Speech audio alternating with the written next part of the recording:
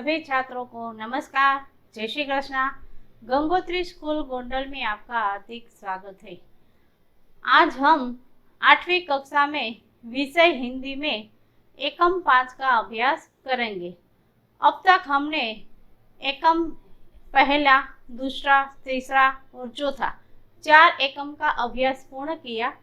आज हम 5वां एकम का अभ्यास करेंगे। तो 5वें एकम का नाम है सवाल बालमन के जवाब डॉक्टर कलाम के। तो छात्रों, इस एकम में डॉक्टर कलाम के जीवन का परिचय हमें इस एकम में डॉक्टर कलाम के जीवन का परिचय किया है। तो तुम सब डॉक्टर कलाम को तो जानते ही होंगे। डॉक्टर अब्दुल कलाम जो हमारे भारत देश का भूतपूर्व राष्ट्रपति पद पर भी रह चुके थे और एक मिसाइल मैन भी थे, और उसके द्वारा लिखित कई किताबें हैं।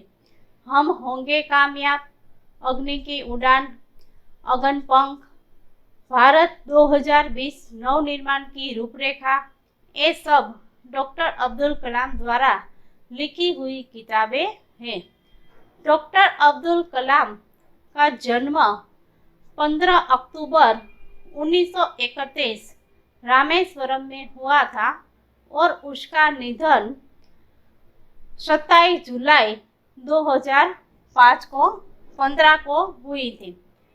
और वो राष्ट्रपति पद पर जब थे तब छात्रों के परिचय में आते थे और छोटे मोटे सभी छात्रों का जो भी प्रश्न था वो प्रश्न का उत्तर देने के लिए वह सदा के लिए तत्पर रहते थे। जब वो राष्ट्रपति पद पर थे तब की ये एक बात है जो इस एकम में लिखी गई है। कई छोटे मोटे छात्र हैं जो अपना प्रश्न, जो कोई भी समस्या हो, कोई भी प्रश्न हो, वो डॉक्टर कलाम को पूछते हैं और डॉक्टर कलाम एकदम खुशी से सभी छात्रों को उत्साहित करते हैं और प्रश्न का उत्तर देते हैं। तो अब हम इस एकम को आगे बढ़ाएंगे। पहला प्रश्न है, ये एकम प्रश्नोत्तरी शैली में है। छात्र डॉक्टर कलाम को प्रश्न करते हैं और डॉक्टर कलाम उसका उत्तर देते हैं। पहला प्रश्न है, आर अरविंद कक्षा 3 सेंट मेट स्कूल चेन्नई की एक सेंट मेट स्कूल का छात्र है। क्या आप अपने बचपन की कोई यादगार घटना हमें सुना सकते हैं? पहला प्रश्न डॉक्टर कलाम को कहता है छात्र कि तुम क्या अपने बचपन की कोई भी घटना, जो यादगार घटना हो, वो हमें बता सकोगे? डॉक्टर कलाम, कक्षा 5वीं के मेरे शिक्षक श्री सुब्रमण्य अय्यर की एक बात मुझे याद है। जब डॉक्टर कलाम 5वीं कक्षा, जो रामेश्वरम अपने वतन में 5वीं कक्षा में पढ़ते थे, तब की एक बात है। उस 5वीं कक्षा के जो शिक्षक थे, शिक्षक का नाम है श्री सुब्रमण्य अय्यर। एक दिन कक्षा में वे हमें बता रहे थे, सभी छात्रों को कक्षा में पढ़ा रहे थे, तब उसने एक यादगार घटना बताई। कोई पक्षी कैसे उड़ता है? तब शिक्षक बताते थे कि पक्षी कैसे उड़ता है और उसका जीवंत प्रसारण दिखाने के लिए सभी छात्रों को शिक्षक रामेश्वरम के समुद्र तट पर ले जाकर पक्षी को हाथ में रखकर उड़ने की क्रिया को बताते हैं। तब सभी छात्र एक क्रिया देखते हैं, पर कलाम एक क्रिया को कुछ अलग तरीके से देखता है और उसमें उसने एक विज्ञान का प्रयोग दिखता है। पक्षी कैसे उड़ता है उसमें उसने विज्ञान का प्रयोग दिखता है और एक अलग ही तरीके से वो दिखता है, और तब से उसने विज्ञान को पढ़ने की और छोटे मोटे प्रयोग करने की रुचि जगती है। उन्होंने हमें रामेश्वरम के समुद्र तट पर ले जाकर इसका जीवंत उदाहरण दिया। वह ऐसी यादगार घटना थी जो मेरे मन मस्तिष्क में हमेशा के लिए बैठ गई। इसी से मुझे आगे विज्ञान पढ़ने की प्रेरणा मिली।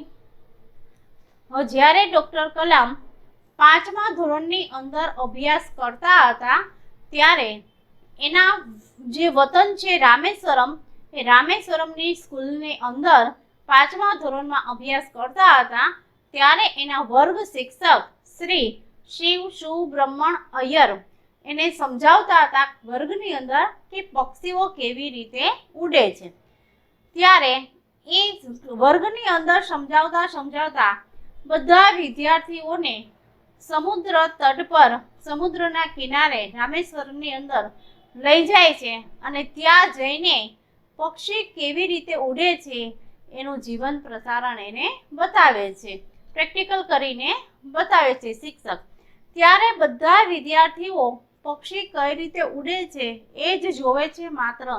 જ્યારે ડોક્ટર કલામને એની અંદર એક વિજ્ઞાનનો પ્રયોગ દેખાય છે, એ બધા વિદ્યાર્થીઓ કરતાં કાંઈક અલગ રીતે જેને જોવે છે અને એની અંદર એને એક વિજ્ઞાનનો પ્રયોગ દેખાય છે અને ત્યારથી જ તેને વિજ્ઞાન પ્રત્યે ખૂબ જ રુચિ જાગે છે અને વિજ્ઞાન ત્યારથી ખૂબ જ આનંદ, એકદમ ખુશીથી મનની અંદર રુચિ રાખીને વિજ્ઞાનને ભણે છે અને ત્યારથી તે એટલી નાની ઉંમરમાંથી જ આવા નાના મોટા પ્રયોગો કરતા શીખે છે અને મોટા થઈને એક દિવસે મિસાઇલ મેન બને છે। પ્રશ્ન કરતા સરયુ મકર कक्षा 5 वाल्मीकि नगर हिंदी माध्यमिक शाला नागपुर 5वीं कक्षा का छात्र डॉक्टर कलाम को प्रश्न करता है, बचपन में हमें किस भाषा को प्रमुखता देनी चाहिए। उसका प्रश्न है कि बचपन से ही हमें किस भाषा में अभ्यास करना चाहिए, किस भाषा को प्रमुखता देनी चाहिए। डॉक्टर कलाम उसका उत्तर देते हैं, मैंने स्वयं माध्यमिक शिक्षा तक की पढ़ाई अपनी मातृभाषा में माध्यम से पूरी की। डॉक्टर कलाम कहता है कि मैंने खुद अपने माध्यमिक की प्राइमरी की शिक्षा तो मातृभाषा में ली, लेकिन माध्यमिक की शिक्षा भी मैंने मातृभाषा में ली है। कॉलेज और उससे आगे की शिक्षा अंग्रेजी माध्यम की संस्थाओं में हुई और आगे की जो शिक्षा है कॉलेज और आगे की शिक्षा है वो संस्कृत और इंग्लिश भाषा में ली है।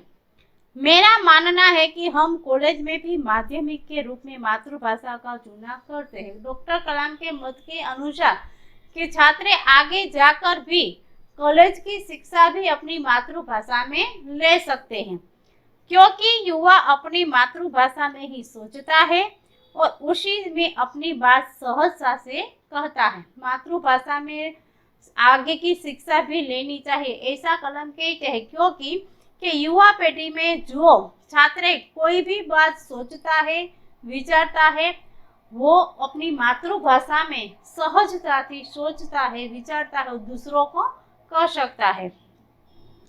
पर इसमें कोई भी दो राय नहीं कि वैश्विक स्तर पर संपर्क के लिए हमें अंग्रेजी जैसी एक संपर्क भाषा की निष्ठा आवश्यकता है और हमें आगे जाकर अंग्रेजी भाषा को भी प्रमुखता देनी चाहिए। अंग्रेजी में भी शिक्षण लेना चाहिए, क्योंकि आगे की शिक्षा और आगे का जो शिक्षण है वो हमें अंग्रेजी में लेना चाहिए, क्योंकि वैश्विक स्तर है, विश्व संबंधी वैश्विक स्तर है, जो हमें कोई भी काम हो, इंटरनेट का कोई भी काम हो, हमें विश्व स्तर है, तो उसमें अंग्रेजी जानना, अंग्रेजी सीखना खूब जरूरी है। इसलिए हमें आगे की शिक्षा अंग्रेजी में भी लेना चाहिए।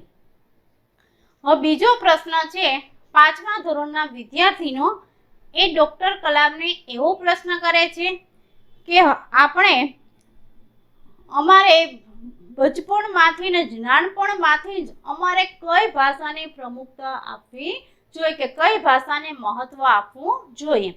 ત્યારે ડોક્ટર કલામ ખૂબ જ સહેલાઈથી એને સમજાવે છે કે મેં ખુદે માધ્યમિક સ્તર સુધીનું જે શિક્ષણ મેળવ્યું છે એ માતૃભાષામાં જ મેળવ્યું છે। એટલે બાળકો જ્યારે હંમેશા પ્રાથમિક શિક્ષણ મેળવે છે એ એની માતૃભાષામાં જ મેળવવું જોઈએ, કારણ કે માતૃભાષા છે એ મા પરિવારની ભાષા, માતૃભાષા यानी कि माँ परिवार की ભાષા કે બાળક જ્યારે જન્મે છે અને સૌથી પહેલા પોતે પોતાની માતૃભાષા બોલતા અને સમજતા શીખે છે. જે કોઈ પણની જે માતૃભાષા હોય, હિન્દી હોય, ગુજરાતી હોય, ઉર્દુ હોય, તમિલ હોય, કોઈ પણ બાળક છે જ્યારે બોલતા શીખે છે ત્યારે સૌથી પહેલા એની માતૃભાષા શીખે છે. એટલે ડૉક્ટર કલામના મત પ્રમાણે કે બાળપણનું જે શિક્ષણ છે એ પોતે પોતાની માતૃભાષામાં લેવું જોઈએ. ડૉક્ટર કલામે તો પ્રાથમિક આગળ માધ્યમિકનું શિક્ષણ પણ એની માતૃભાષામાં જ મેળવ્યું છે. આગળ પછી કોલેજનું શિક્ષણ એને અંગ્રેજી ભાષામાં મેળવ્યું છે. એના કહેવા પ્રમાણે કે જો વિદ્યાર્થીઓ ધારે ને તો આગળનું શિક્ષણ પણ માતૃભાષામાં લઈ શકે છે. કારણ કે જ્યારે યુવા પેઢીમાં તેઓ પગ મૂકે છે, કોલેજનું શિક્ષણ મેળવતા હોય છે, ત્યારે કોઈ પણ એને મગજની અંદર અભ્યાસ વિશેના કે નવી શોધખોળ વિશેના, નવા વિજ્ઞાન ટેકનોલોજી વિશેના જો કોઈ પણ એના મગજની અંદર નવા વિચાર આવે છે એ એની માતૃભાષામાં જ પોતે નવા વિચાર વિચારી શકે છે અને એ પોતાના વિચારો બીજાને જ્યારે રજૂ કરે છે ત્યારે પોતાની માતૃભાષામાં જ સહેલાઈથી, સહજતાથી બીજાને સમજાઈ શકે એવી રીતે બીજાને કહી શકે છે. એટલે ડૉક્ટર કલામના મત પ્રમાણે કોલેજનું શિક્ષણ પણ જો ધારે તો માતૃભાષામાં પણ લેવું જોઈએ. અને બીજું, જો આગળનું શિક્ષણ એવું અને આપણે માતૃભાષાની સાથે સાથે અંગ્રેજીનું શિક્ષણ મેળવવું, શીખવું ખૂબ જ જરૂરી છે. કારણ કે આગળ કોઈ પણ ઉદ્યોગો માટે, આગળ વધારે એજ્યુકેશન અભ્યાસ મેળવવા માટે તમે આગળ જશો કે કોઈ પણ નવા કામ કરવા માટે ઇન્ટરનેટનો જ્યારે તમે ઉપયોગ કરશો, વિશ્વ સ્તરે, વિશ્વ લેવલે જ્યારે ઇન્ટરનેટનો કાંઈ પણ તમે ઉપયોગ કરશો ત્યારે એમાં અંગ્રેજી શીખવું ખૂબ જ જરૂરી છે. જો તમને અંગ્રેજી વ્યવસ્થિત આવડતું હશે તો તમારું એજ્યુકેશનમાં આગળ તમે ઇન્ટરનેટ કે એવા બીજા કોઈ પણ કામ તમે આસાનીથી, સહેલાઈથી કરી શકશો. એટલે માતૃભાષાની સાથે સાથે ડૉક્ટર કલામના કહેવા પ્રમાણે અંગ્રેજી શિક્ષણ પણ મેળવવું ખૂબ જ જરૂરી છે. प्रश्न करता तीसरा प्रश्न है, अर्श पटेल कक्षा 5 चंदूलाल विद्या मंदिर मुंबई 5वीं कक्षा के छात्र का प्रश्न है, यदि हम आपकी तरह बनना चाहे तो हमें क्या करना चाहिए?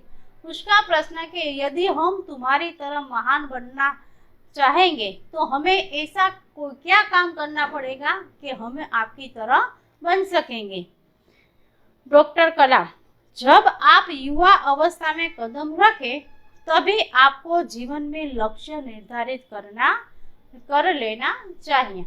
डॉक्टर कलाम कहते हैं कि जब आप युवा अवस्था में कदम रखते हो तब से ही तुम्हें अपने जीवन का कोई भी लक्ष्य निर्धारित कर लेना चाहिए कि आगे हमें क्या पढ़ना है, आगे बड़ा होकर हमें क्या बनना है, डॉक्टर बनना है, इंजीनियर बनना है, ऐसा कोई भी लक्ष्य निर्धारित कर लेना चाहिए. हमेशा कुछ बड़ा सोचो, जैसा ही यह अनुभूति हो कि आप आखिर बनना क्या चाहते हैं, तभी से उस दिशा में प्रयास और श्रम प्रारंभ कर दो. हमेशा कुछ बड़ा सकारात्मक विचार करना, हमेशा कुछ बड़ा बनने की सोचना. और जब तुम्हें ऐसा मालूम हो जाए कि मुझे बड़ा होकर डॉक्टर बनना है, इंजीनियर बनना है, वैज्ञानिक बनना है, मिसाइल मैन बनना है, जब ऐसा लक्ष्य कोई तुम निर्धारित कर लो तब से उसी दिशा में प्रयास करना, मेहनत करना खूब जरूरी है. तब से उसी दिशा में मेहनत करने के लिए तत्पर रहना. कहने का अर्थ है कि जी तोड़ मेहनत करना. ये मुहावरा है, जी तोड़ मेहनत करना, खूब मेहनत करना. जी तोड़ मेहनत करना मुहावरो है, जी तोड़ मेहनत करना, बहुत मेहनत करना, खूब मेहनत करना. तब से जब से तुम्हें मालूम हो जाएगा कि बड़े होकर मुझे ये बनना है, वो बनना है, तब से उसी दिशा में तुम्हें खूब रात दिन मेहनत करनी पड़ेगी. जो जो आप आगे की ओर बढ़ोगे आपका सामना बाधाओं तथा कठिनाइयों से होगा. महान बनने के लिए जो रास्ता है, कि आगे जाने के लिए जो रास्ता है वो बहुत कठिनाइयों और मुश्किली भरा रास्ता होगा. लेकिन ये रास्ता देखकर पीछे करना नहीं। मुश्किलों का सामना करना, आगे बढ़ने के लिए मुश्किल रास्ते में जो जो मुश्किलियाँ और बाधाएं आती रहती है, उस बाधाओं को दूर करना, हिम्मत रखना, साहस बढ़ाना और मुश्किलों को सामना करके तुम्हें आगे बढ़ना होगा। आपको अपने अंदर दृढ़ साहस पैदा करना होगा और मन में एक आत्मविश्वास दृढ़ मजबूत बनाए रखना के कोई भी हो, कोई भी बाधा आए, कोई भी मुश्किल आए, लेकिन मैं पीछे हट नहीं करूँगा, मैं पीछे मुड़कर भी नहीं देखूंगा, आगे ही आगे बाधाओं को दूर करके चला रहता हूँ। ऐसा दृढ़ मनोबल मन में बनाए रखना, आत्मविश्वास को मजबूत बनाए रखना। आपको अपने अंदर दृढ़ साहस पैदा करना होगा। समस्याओं को पराजित करने में महारत हासिल करनी होगी और जो कोई भी समस्याओं आए उसको समस्याओं को पराजित करने में महारत हासिल करनी होगी। महारत हासिल करना, योग्यता प्राप्त करना, तभी जीवन में सफल हो पाओगे। पहले यह जरूरी है कि आप निरंतर ज्ञान अर्जित करो। तो ऐसा मजबूत मनोबल, दृढ़ मनोबल बनाए रखने से, खूब रात दिन मेहनत करने से तुम्हारे जो कोई सपना है आगे बढ़ने के लिए, बड़ा महान व्यक्ति बनने का जो सपना है, वो सपने को तब साकार कर सकोगे। और तब तक के लिए निरंतर ज्ञान अर्जित करना होगा। दिन प्रतिदिन नया नया ज्ञान तुम्हें अर्जित करना होगा। હવે પ્રશ્ન ત્રીજો છે, 5મા ધોરણનો વિદ્યાર્થી ડોક્ટર કલામને એવો પ્રશ્ન કરે છે કે જ્યારે અમારે તમારા જેવું બનવું હોય તો અમારે સૌથી પહેલા શું કરવું પડે, એવું શું કામ કરવું પડે કે મોટા થઈને અમે તમારી જેમ મહાન વ્યક્તિ બની શકીએ। ત્યારે ડોક્ટર કલામ એ બાળકને એવું સમજાવે છે કે સૌથી પહેલા તો જ્યારે તમે યુવા પેઢીની અંદર પગ રાખો છો, યુવા પેઢીની અંદર પ્રવેશ કરો છો, ત્યારે સૌથી પહેલા તમારે જીવનની અંદર શું બનવું છે એ તમારે સૌથી પહેલા નક્કી કરવું પડે। અને જો તમારા જીવનનું જે લક્ષ્ય છે, ધ્યેય છે, એ નક્કી થઈ ગયા પછી એની જ્યાં સુધી લક્ષ્ય સુધી તમે પહોંચતા નથી ત્યાં સુધી તમારે રાત દિન જી તોડ મહેનત કરવી પડે। કોઈ એવું વિચારે કે મારે ડૉક્ટર બનવું છે, એન્જિનિયર બનવું છે, વૈજ્ઞાનિક બનવું છે, જે કાંઈ બનવું હોય, મોટો ઉદ્યોગ કરવો હોય કે અભ્યાસમાં આગળ વધવું હોય, જે કાંઈ બનવું હોય તો સૌથી પહેલાં લક્ષ્યને નિર્ધારિત કરવું પડે। ત્યાર પછી એ લક્ષ્ય સુધી તમે પહોંચતા નથી ત્યાં સુધી સતત ને સતત તમારે રાત દિવસ એની પાછળ મહેનત કરતું રહેવું પડે।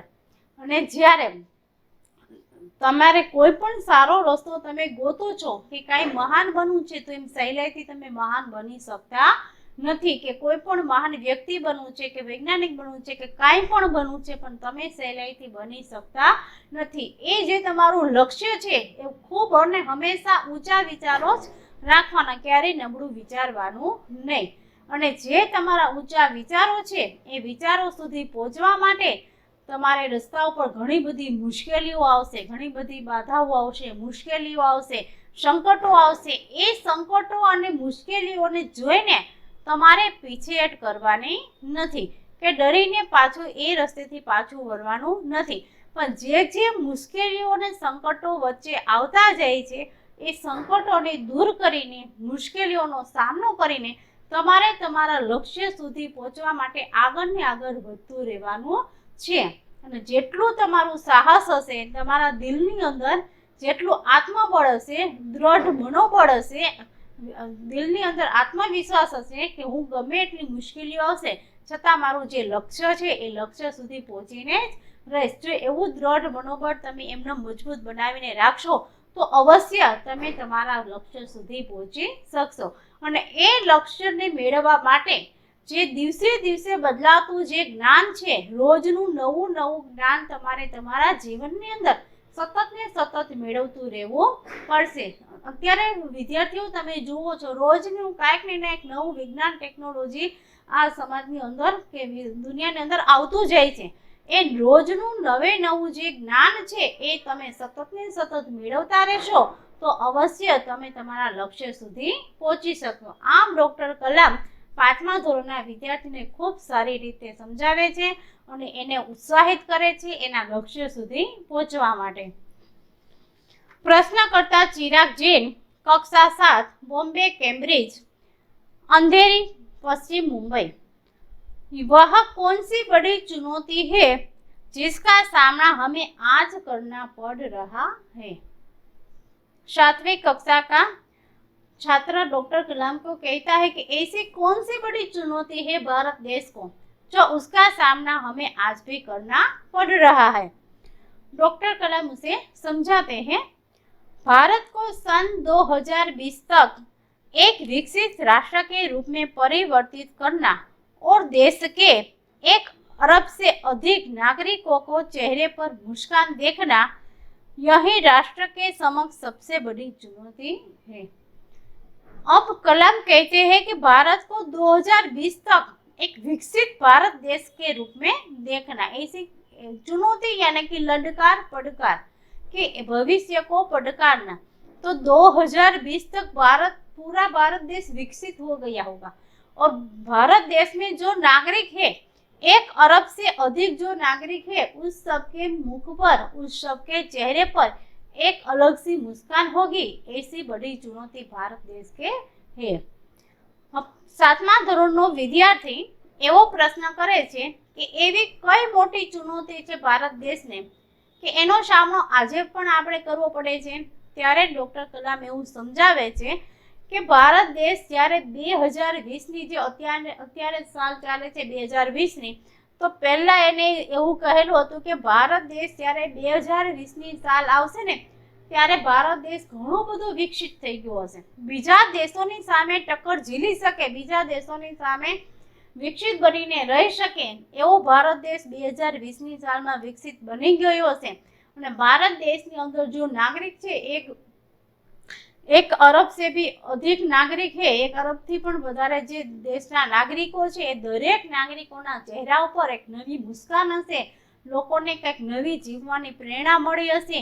એવી ચુનૌતી ભારત દેશને 2020ની અંદર ફેંકવામાં આવેલી છે. અને ખરેખર 2020ની અંદર આપણે જોઈએ તો ભારત દેશનો ઘણો બધો વિકાસ થઈ ગયો છે.